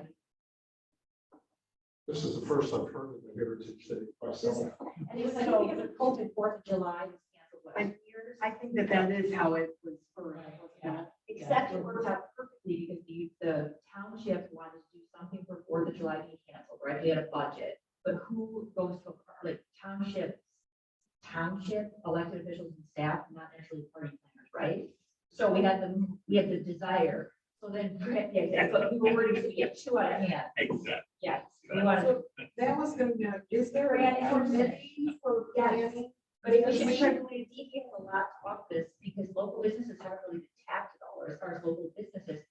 Brad Anderson, high school, was just much talking. No, I'm trying to, you said the DDA has a lot to offer this, so. Not offered, local business sponsorship potential. Gotcha. Sorry, not EDA. Okay. Connected. Okay, Because we really, so Brad and at the same time, the township wanted to do something, but literally it's a township, right? got it. Not part of it. The local Forest Central wrestling coach who grew up here, who happens to know all the American Legion guys, reached out and, hey, Grace, we have this idea, and I know a bunch of business owners from all the Forest Hill Central people.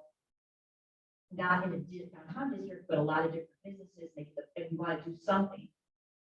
So he's our party planner, and then it had a little bit more enthusiasm and support. So we are tapping it. That's what I We was. are.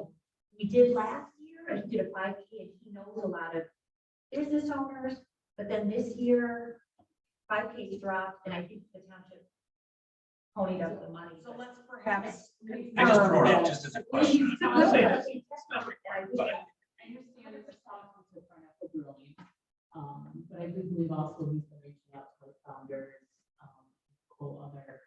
Add issues to that list. Yes, Yeah. and so then Pineapple Brewing Company, who one of the two owners, is now on a pathways committee and knows, long story short, they wanted to get involved. They know people, and I don't know to the extent they are involved. Wildwood has been having those discussions. So they've kind of taken over the food truck part and getting the beer and the cider. Because they're much more. They have Right. the expertise on that. But perhaps encourage them to source, Yeah. given that it's the Cascade Heritage Festival, ask them to source. No, Wildwood's own business, right? Oh. So we at the township have to direct it to the right. Okay. It might be as simple as Rishi's buys the kegs from Pineapple Brewery or something like that, as an intermediary to make it happen. They don't have that license. I think we do. Okay. Okay. Because the Thornhill River Brewing Company and another resident or two kept asking about something similar to beers on the bridge in Cascade, and then that happens, well, then this is Heritage Day could be potential, right? So then Thornhill, but then years go quickly, the time goes quickly, and it's Wildwood, I don't know how, so I'm gonna reach out to Thornhill Brewing Company. Well, See how there's let's, like a ship that's sort of being steered, but at the same time. Right. You know what I'm saying? so I'll ask Sandra to connect with the committee at Wildwood. And they may get, wholesale, they may get better prices right through the whole place. Well, and here's the thing, it's wonderful because last year Brad Anderson, of course, all this wonderful stuff, but then, the township selling, handling, no, you can't do it. Like, Right. once. It I'm was just wondering how Wildwood got picked as this vendor. I believe, so then. the Someone 4th of had a July- connection. 4th of July, Heritage Day started as we've got all this money to take up for 2 camps Yeah. on 4th of July. Yeah. Well, the 4th of July is completely and wonderfully handled by the fire department. Yeah. Cascade Fire Department. So Cascade Fire Department handled the first Heritage Day, but now the 4th of July is back, they've got their plate full, right? Yeah. They've got enough. Right. Having said that, the fire department was transferring over, there's a connection, a business connection with the fire. Does that make sense? It Yeah, so does. there was already. There's a relationship in Yeah. place. And it's super helpful because we're sitting there and I will handle this for you. That was- That was Also, what I heard you kind of say, Grace, in a nonchalant way, is Not instead of, in very vague. I understand. instead of beers on the bridge, you're saying Tito's and tassel. Oh, Wait, oh. snap. I was just gonna say OMG on live microphone. Very unprofessional. I just said, Tito's oh, and snap. what? Tito's at tassel. Yeah. Beer. So put that in. It's higher. I mean, it's good about it. It's pretty Think popular. other beverages. That was Drinks at really. the dam? it's the ball. What's that? I said drinks at the dam. Drinks at Drinks the at the dam. dam. Oh, also, And then look at you. that's all that you're on the bridge. I think we need to trademark that. Actually, you have a trademark lawyer on your board, so. If you didn't have the dam, you wouldn't need a bridge. What are you talking about? Yeah. All right, let's bring it back around, folks.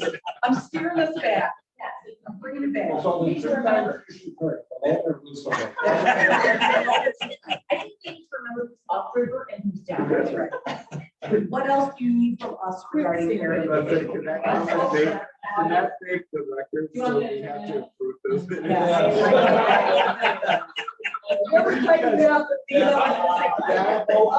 That right there was just. What do they do? That was exactly. No alcohol involved. You might get more people that- They might. It's not alcohol. We're not doing it with one case. Right. Paradise, so. As hard as. I'm I full agree. already, I it's agree. like- Or- Oh, I'm not affected. You're good after hours. What else do you need from us, Sandra? We're all set. You are comfortable with the township board or general fund picking up the year to say you guys are doing the, Virgil Westdale? Can we become kind of towards that with the Tito's and drinks and dams and all that? Because, but focus on like sponsorship, local business. For next year. Yes, Because I went to Peru's to buy a gift, and not to just Bruce. Peru, well, I guess Yeah. Peru's, but also buy. Purchase, There you go. not window shop. And I introduced myself, I got it my bravery and introduced myself. And then I got an earful, a polite earful, a very helpful earful. Here's on the bridge, we go to 8 at blah, blah, blah. And I said, stay tuned, we're working on it. Right, exactly. All in time, all in time. Community, you Right. I think, Cascade Heritage Day, there we go. and I think the thing with us engaging with and they love Hannah, it. I think we potentially, we elevate it by bringing a party planner on board or something, because I think we said, oh, that's not what we're good at. Right. So as we think of the future, that's, Much like Christmas decorations. we engage and outside help. We're going to do a great party, but not. That good doesn't need to go. in. In the future, I would make sure there's not a Michigan and Michigan State home game the same day. Right, noted. Yes. Sure. Yes, I checked. Noted for the future. That's such a pain in the neck because. Right, there's such well, that's, random days. all right, folks, I'm bringing it back around. Article 10. Article 10 is an information only item. It's the public transportation update. As Chris mentioned, we now have some data that we received back from the rapid. And so once Chris gets on board, we'll probably schedule a transportation committee meeting to talk about next steps. Yes, yeah, and so this is just information, as you said, that the transportation committee asked staff to look into, which is the existing service for the Rapid, and then the Rapid Connect, and then the Hope Network Wheels to Work. I know there's a lot of information in there, but hopefully you found it helpful. So Part of the goal of the committee is to sift through all of it and yeah, distill it down into a simpler format report. Yes. One question, do they offer smaller buses? I'm Because not- when I well- look at it, if you have a 10, 12 passenger bus, that is going to take care of 99% of. Well, the question, it depends, because they would then have to be a different bus than the one that runs all the way down 28th Street. So we had talked, and I can't remember if it was at the committee or here, but if there was, for example, a hub at the mall and Cascade was just sending a smaller bus to that hub and contracting it to come in here, then yes, but the bus that they're sending out to us is the one that goes all the way down 28th Street. So they don't swap that out mid route. And the type of service if we did do that and switch to an alternative, like a smaller vehicle, what is that called? They offer that now, but we're not in that zone. It includes the airport. And that's part of what we're gonna that's look that at. Rapid Connect. Right. The Rapid Connect, okay. Right, yeah, and there's information in that. Yeah. Questions? All right, information regarding DDA budget process. So just really quick, the township manager, Vince Tracy, would like to involve the DDA in the budget process and front end this year for the 2023 fiscal year. So I will be placing them, if it's okay with the board, on the September DDA agenda, and we will be here to talk budget. Please do. Okay. Other business, Article 12. So again, next meeting, September 20. Their township board minutes are in your packet. Consumers Energy Tree Grant. So I did apply for the, I think when we talked about it here, it was the BTE tree grant. I did end up applying for the Consumers Energy one. That was a grant where they would, it's a reimbursement grant up to $3,000 up to a max of 15 trees, so basically $200 per tree. That one you could plant in the road right away. And so I chose to apply for that grant instead. We did get approved for that. I do have 15 locations. We're going to have to, according to the road commission, we're going to have to shift a few, here and there a little bit. So the trees have to be planted by November 11th, I believe is the date. So we will start the activity soon. Run over nursery is going to help us with that. Planting and providing the trees for us. Wonderful. Thank you. Do you know if we forgot the other grant too? I know it'd be a new park. So I asked Ben about the DTE grant, he applied for that one, because that one you can use in parks and outside of public property. He has not heard yet. They did say that they will be releasing that information in August. He checked again today and no decisions on that yet. And there were a couple of other grants that Grace had emailed about, so. Wait, they just came in yesterday on that. Yeah, so that, the Safe Street one, minimum grant amount for that is $200,000. So I think at this time, you know, It's certainly something to pursue when we get going with the Yeah. strategic plan, because there may well be things that tie directly into that. right, yeah. And then the other one And was, the other one was another tree, grant for the DNR and, I'm sorry. Urban forestry or Right, yeah, yeah. And so when I talked to, we obviously have this one we're dealing with this year. Ben thought that might be a good one once the Parks Committee has their park plan completed. But it's not, I think it's not a big amount and we already know, I don't see a reason to wait on that. I guess it's are you have a specific place, what are the placement For requirements? example, rec park gets a ton of wind and noise from the expressway, so there's been discussion to make more of a, we call it natural barrier. Like, I think we could find a place, but like, Well, why don't you look into that additional thing then? I would hate to not write a grant, maybe because we don't have a formal plan in place, especially if we spent the last year, but we have, we've got a good. Well, but the problem is, I imagine that the application requires you to identify what to do, right, where you put them. Right, but that's just simply asking, we've got the plan professionals. we need for it. Okay. Can any of these trees be planted in right here as we were talking earlier? Yeah, good question. At the library, know. up there by the road. I mean, since Vanessa kind of brought it up, but Why don't you coordinate with Vanessa as you're putting that together? That seems a good priority. And then if there's within the DBA, there's, you know, an idea of placing it out there. If you need to bring it back to us at next month's meeting to get more feedback. I think When that you're would putting be together the September 23. So Okay. we would have. Yeah. Just enough time. Let's add that to scope it out. You know, you've had a whole day to look at it. So, you know, get into the guts of it a little bit more and then bring it back and talk about it some more. Okay. And in the meantime, for going forward, are you keeping sort of a database, if you will, of these grants that seem to, because some of them are on an annual basis, Yeah, the right? DNR one is an annual. grant. Yeah. So Every year. if we could have something that, so as we go Good idea. forward in the planning, that we've got something to refer. Like a spreadsheet. For Yeah. Right. You see this stuff, but then you hear other, like, at different places, when we've heard from like the ADA Parks Director or another guy, there's so many more grant opportunities that other, I just would hate to miss out on them. Right. And I don't feel like at the township level staff wise, we've got it. Well, I we hope we're just taking keep advantage it of sort of, we've got our, something that keeps them on the radar so that we A know. master grant calendar. Exactly. Yeah. And someone looking out for all of the grants, that's what I don't know that we have internally. I hope I could be wrong, I just don't see that.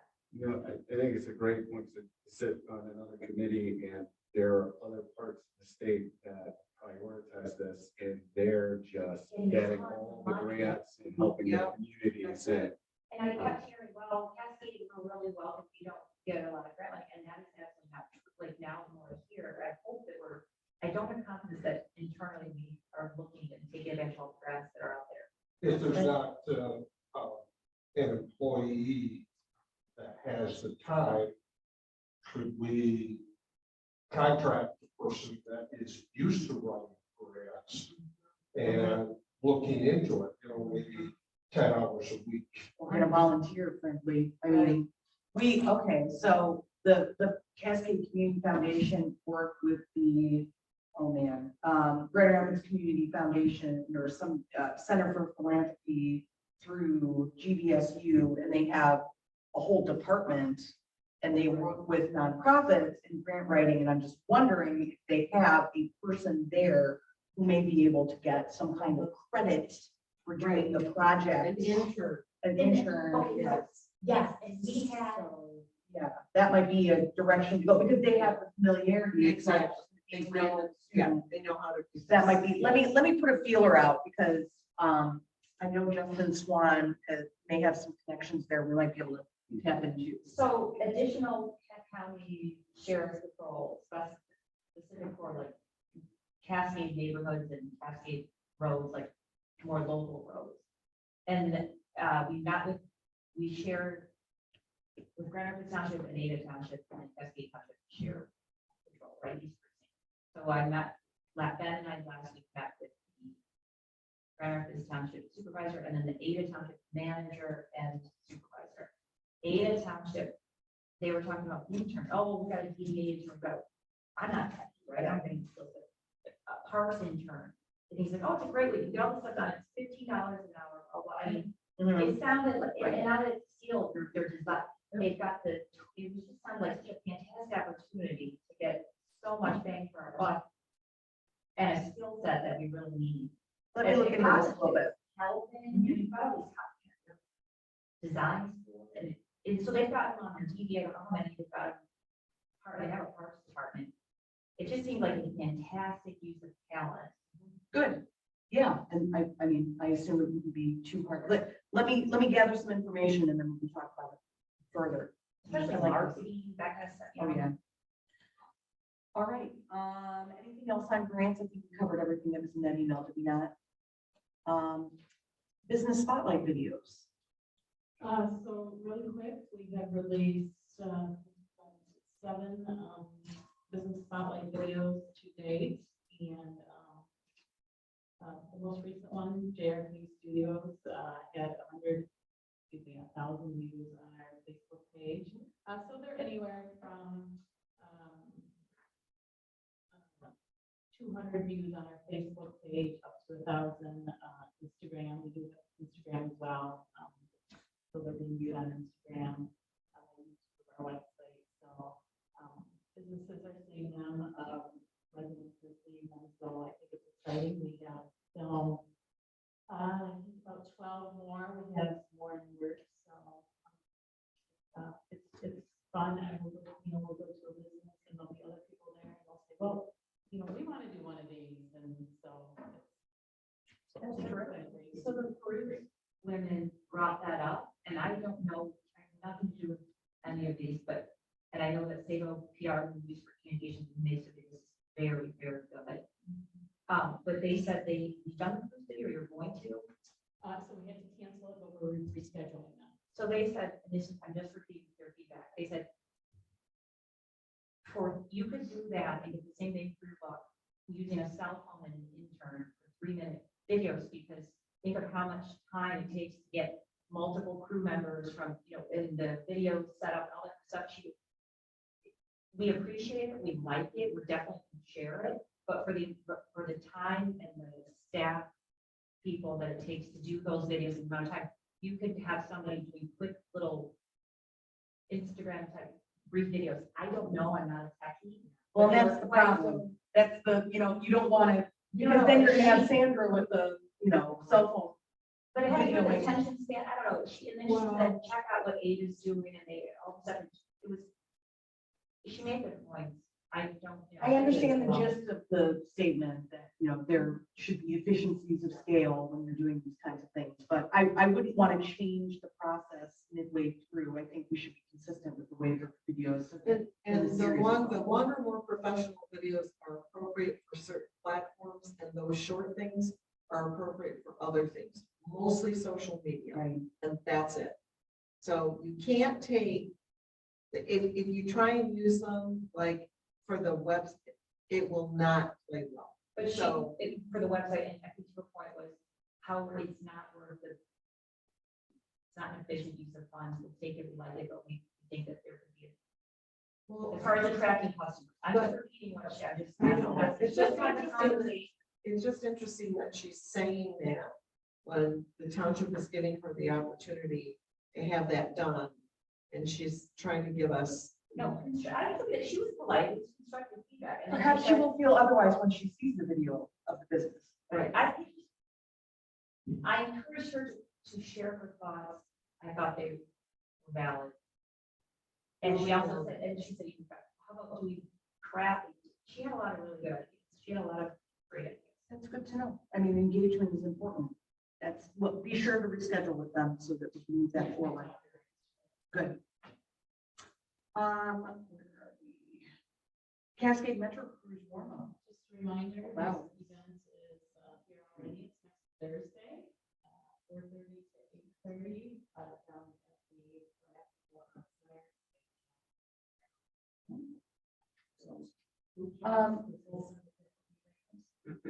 And food trucks, your truck, your garden, beer, okay, noted.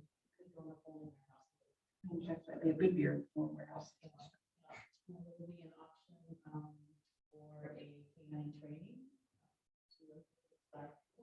Oh, But to get dog, like, So to go participate in a canine, county sheriff's department canine training, to participate and watch. Fun. We did a ride along a couple of years. And that was relatively fun to switch up this year. I think that's Sure, really we had like canines. We have a outlook on weather. Well, as of now, last I looked, it's at about 78, partly sunny, which would be perfect. So, but we'll see. yeah, right, that's I just. Right. 8 days away. right, it's a little far to be Yep. too optimistic. Right, any other business to share? I understand from my husband, that there's a new Persian restaurant, Yes. which So that will be, too. yeah, that will be open. They've been working on that for a while. Okay. In the Lowe's space. Right, Yeah. Where's that? Target. West of, yeah. Across from Interchange. Oh, yeah, Down by the- was that, yeah. Oh. No. I'm sorry. Oh, Yeah. Next to Starbucks. Oh, right. Any other new businesses? that's all, the walls are going up on Chick-fil-A. Are they? Wow. We cleared a lot of that area out there. So remind me how the traffic flows is gonna be for that. Is it gonna go along the front by the gas station in front of Meyer down that service drive then?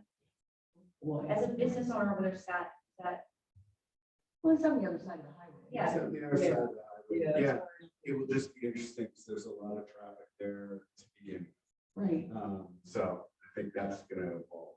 I mean, Chick-fil-A has theirs, their flow down. They seem to, I get think people it's just gonna through. be, yeah, the traffic in and out of off 28th Street into the. Exactly. It's a Well, tough I corridor. project more accidents coming out of that, out of that Meyer parking lot where it's right turn only. I project people are gonna mess that up because I've seen. Because they already do. Yeah. They try, they get there and they realize, oh, right turn only, you'll just wait and turn left, and it never ends. Tommy's is open. Oh, Sorry, I was just gonna say Tommy's is open. I think they're planning a ribbon cutting on September 8th. So, I've heard good things. Yes. They're still planning on moving forward with the cafe or coffee shop. yeah, Great. did you guys hear, I just heard it today, from a planning commissioner, who overbid us on that property on Main Street? No.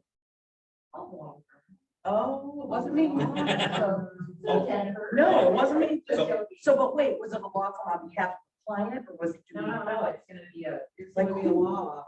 did you, I haven't, Piper, the something, like, they were Pepper Orleby? maybe, I should know, I don't know. And then they said, what if we, so I guess there's something at the planning commission meeting last night. I just heard about it at the first meeting, but they said, oh, the building's gorgeous, blah, blah, blah. And I think what's the setback, because we're talking about. Right. Yeah. Are we gonna get a sidewalk along the edge? Right, yeah, right. Maybe they won't mind having Is there not a a sidewalk?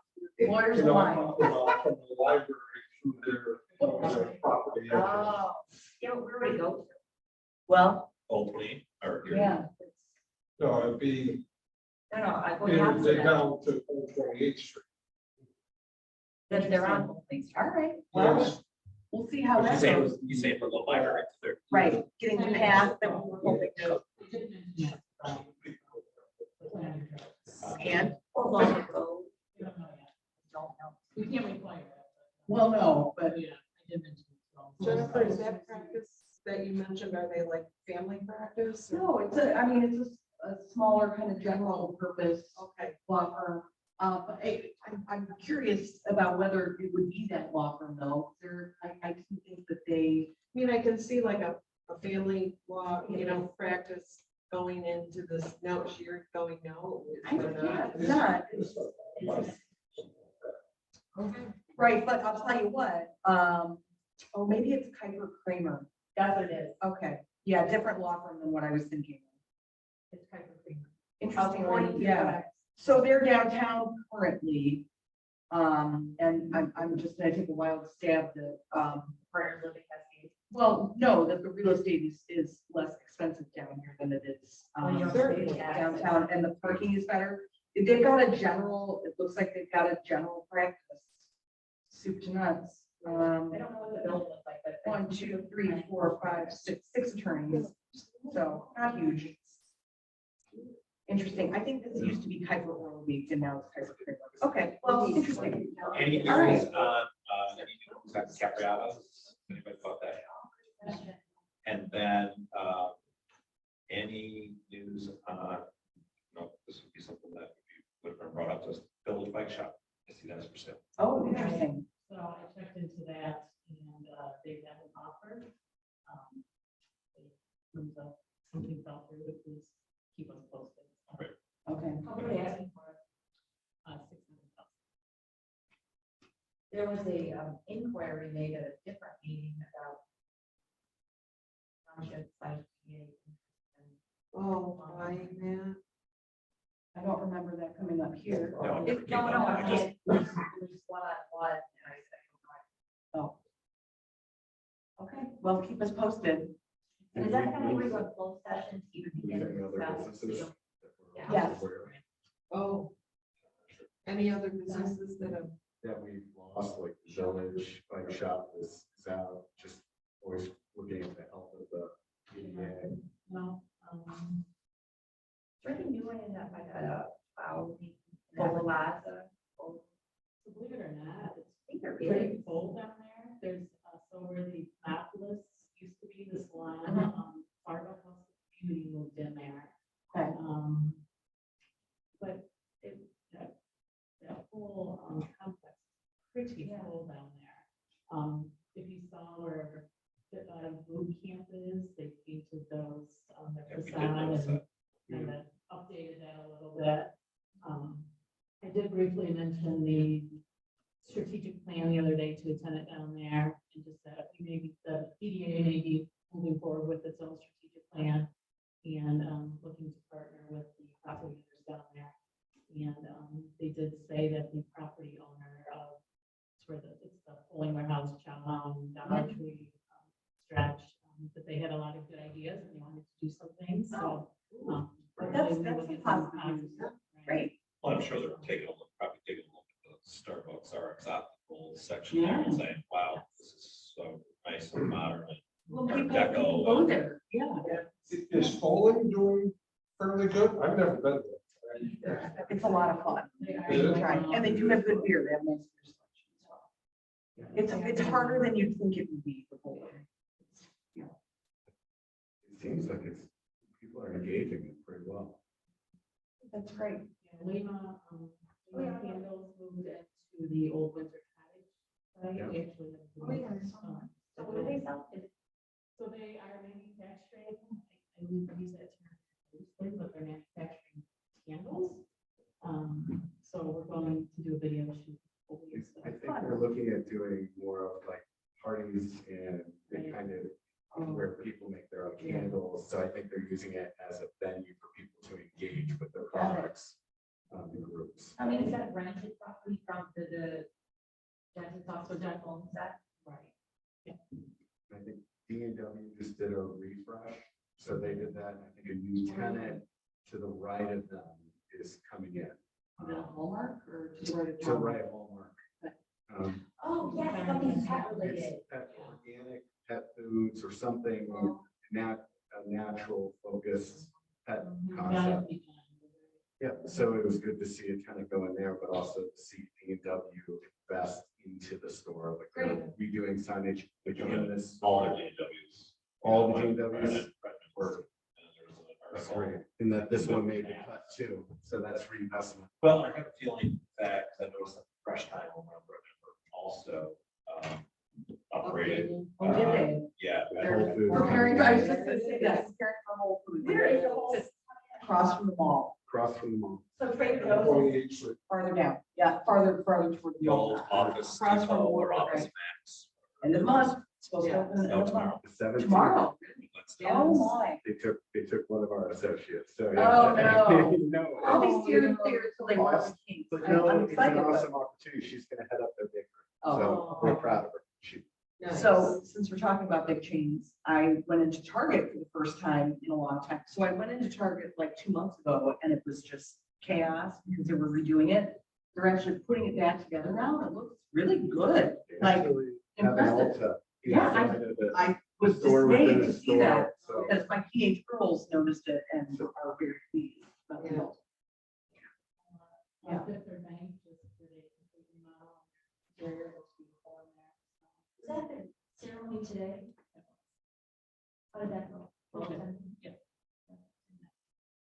Wonderful. Anything else? Other business? Feedback. October was fully open now. Yeah, So I right? mean, that was another big opening. Yeah. Yeah. Fingers crossed, but you don't. Yeah. It's interesting to see how that. Is anything cursed, but is anything going in there? No. It's a weird location. It is. Yeah. It's Yeah. hard to get into that. Really? Turn it into a parking lot? I mean, I don't know. Have a drive-through. right, right? That would be Let's see, so they. drive-through nail clipping. Dogs aren't stressed out. Drive-through. Anyway, Why is it private? Don't get I know, right? Dunkin' could make it anywhere. and yeah, with the coffee shop, I don't know, it's just me thinking through, but the coffee shop going into Tommy's being on the south side of the road, I think that's gonna be a detriment to being on the north side. Because people headed toward the highway. Oh, they're going home. Because in the morning, everybody, Right, you know, they're going that everybody way. is going into work. Right. And so they're leaving, so they're either taking Cascade or they're taking 28th Street. Fair. And so if I can pull and take a right and pull out and take a right, as compared to having to take a left And then into the car shop and then turn around. trying to take another left back on 28th Street, going down. True, but it hasn't, yeah. My guess is they're betting on people are gonna get their car washed and you can do local ordering or something by the time you come out of it, your drinks are ready. That's the only thing I could think of that Maybe. would, because it's such a competitive area for coffee. Yeah, very much. And you got what big B's, you got the BMW. Starbucks. Across the street, Your another Starbucks, Starbucks down the street. you got Sugar Mama, Citrus Coffee, right? Right. Got, You got Jamie. Jam and Beans. Holy smokes, you're right. The restaurant that was at Cascade Center that went out, is anything going in there? Is that hamburger? Oh, right. Nothing there yet? That also is a strange That one's, yeah. location. Is that owned by one? Who owns that?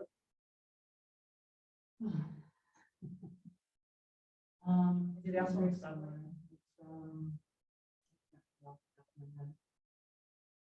You know how the young ladies are doing with the juice bar? Oh, yeah. So we went and did a video shoot there 2 weeks ago, they said things were going very well. Oh, good. Good. The trees in front of Culver's look fantastic. Are they too much of a detriment? Or like, are you? Uh-oh. You know what? I could not figure out what happened to 12 gallons of bleach the other day though. We're trying to. Oh. Wait, hold on. Bad? Bad for business? You can't see the building, you can't see the sign. That sounds terrible. Steve, everything was wonderful. That sounds terrible. Not the news I want. No, actually, no, I did talk to my landscaper. And we're gonna have to cut them down, but we're gonna cut them up a bit. Q-tip. Maybe Q-tip. Well, again, I guess I'm always looking to see, can you see a business? So as I'm coming down 28th Street, unless you know the Culvers is there, which, correct, but as if people are looking for us, they're traveling and they Google or whatever, they're gonna go right by us. And I feel even worse for Melanie at the McIntyre Bank next to us, because right there in that corner of their lot, that, whatever, northwest corner, it is all trees. And you can't see their sign until you're on it. And I noticed for Tommy's, when they went in, they took out all these trees that were would have blocked their building. So again, there's two different sizes. Signs. They should have blocks too. Or you can clear cut. You can some stealth planting. The apartment complex that popped up behind you. Yeah. Was that okay? Was that effective? Like It wasn't. the private drive? Oh, there was some conflicts with the drive. And our guests have been wonderful and they're so well trained now, if you want to put it that way. So There's we had no to sign. put up signage to say, don't take a left, don't block traffic. And then they pull in and one car will wait at the curb and leave a spot open so that if a car is going around and they want to get to the parking lot. I don't think I would have probably just butted up and blocked that off. I was at your place today. It's everybody went around, It is. about 1:30, and 2 cars allowed me to park in front of them. And I see people walking over from the apartments to eat Yes. at Culver's, so. These are politer than the people I heard. Like, from Wisconsin. That's it right there. That Midwest culture. I really, yeah. All of Midwest, Michigan, Wisconsin, Minnesota, it's a different breed of people. When I was in Chicago, I'm tired of big city or, just down and out, missing Michigan. There was a Culver's that opened up nearby and it was like the Midwest project. Yeah. It was so nice. So Steve, you can always donate the trees to in front of the library. There you go. I was gonna make Maybe that comment. you could offer that. I was gonna make that comment Middle when of we the were night talking about stakes. adventure. Yeah. All of a sudden these trees. Just cut them down and then we'll take a couple Yeah, stakes, just right. set them up like a Christmas tree. Right here. Like, this is a non-traditional Christmas tree. You could have Candy Ice Cream. That's right. There we go. Done. A tree that. Yeah, I thought you were like the biggest outdoor enthusiast or. It's all those something. trees. I was like, well, why is Culver's representing so? Yeah, I didn't know. Interesting. A couple of them, I think, came up as almost like beads. I believe it, because you are lush. And and they didn't, after a while, they didn't look like beads anymore. It looked like, That's what and they happened. kept growing them. Same, And same. because you just take a look at the placement of them, and there are 5 trees that are placed, and then there's a couple that are in there. Interlopers. Yeah, those are the ones that I always want to get down. So. All right, any other we have business? planning commission meeting, I'm sure. There you go. Yes, we're gonna be on the minute. We sidetracked again. Other items? All right, with that, I'll entertain a motion to adjourn. I'll make a motion to adjourn the meeting. Second. All in favor? Aye. Opposed? All right, thanks, everybody. Good meeting. Virgil West is fantastic work he did. Are you guys excited? It's gonna be great. I'm really excited about the Heritage Festival, and I would love, we need to, I made a note that we need to be sure